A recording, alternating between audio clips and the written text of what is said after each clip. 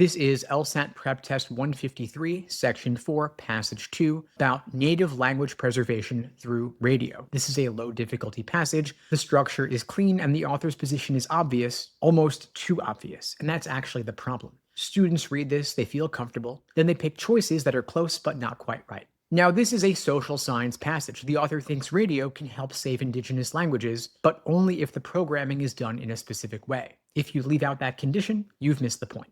Now, paragraph 1 is background. You want to move through it fast. Languages are dying, government policies made it worse, but recently, things are turning around with universities, recordings, and radio stations. That word yet in the middle of the paragraph is your signal.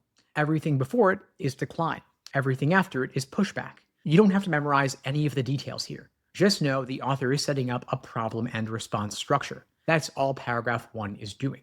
Paragraph 2 makes the case for radio specifically. The author is not just listing radio along with other tools anymore, and now radio is getting its own argument. Why? Because Indigenous cultures have strong oral traditions and radio fits that. It is a spoken medium for a spoken culture. The paragraph also brings in a community angle. Older speakers reconnecting with their languages, younger people learning idiomatic usage. Two things happening here. Radio works because of the format, and radio works because of what it does to the community. You want to hold on to both of those. Then paragraph 3 is where you slow way down. The internet shows up and it's a threat. Not because the internet's bad in some general sense, it's a threat because it usually means using English. And so the more time people spend online, the more English crowds out the native language. Radio could push back against that. But here's the part most students blow past. The author doesn't say radio will push back past it. The author says radio programming has to resonate with the living oral traditions to actually work. And that phrase is doing all the heavy lifting here. It is a condition.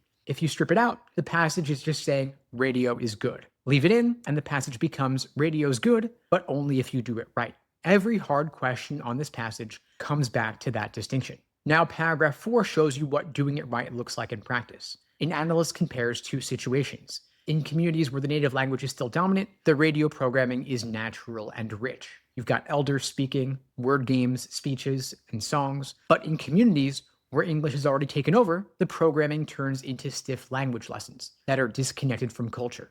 The author clearly thinks the first approach is the one that works. So this paragraph is not making a new argument, it's proving the claim from paragraph 3. The details here about elders, word games, and songs are all just examples, they're not the point. You don't want to get stuck cataloging them, you want to know why they're there. Now the key move is that conditional. Radio is only effective when the programming connects to living oral traditions. If you take away the condition, you have a different passage and you're going to choose a wrong answer. The author, of course, supports radio. That part's pretty easy. The trap is picking an answer that states that support too broadly. If a choice says the author believes radio is an effective tool for language preservation full stop, it's probably wrong. The right answer will include the qualifier. It'll say something about the kind of programming that matters. You want to watch out for that on main point questions and on any questions about the author's attitude.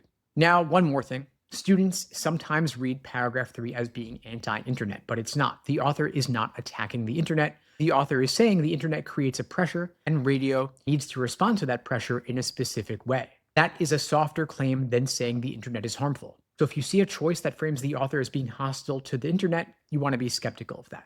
Now, before you hit the questions, check yourself on 3 things. First, what condition does the author place on radio's effectiveness? Second, why does the analyst comparison in paragraph 4 matter to the argument? And third, what is the difference between how the author treats the internet and how a careless reader might describe it?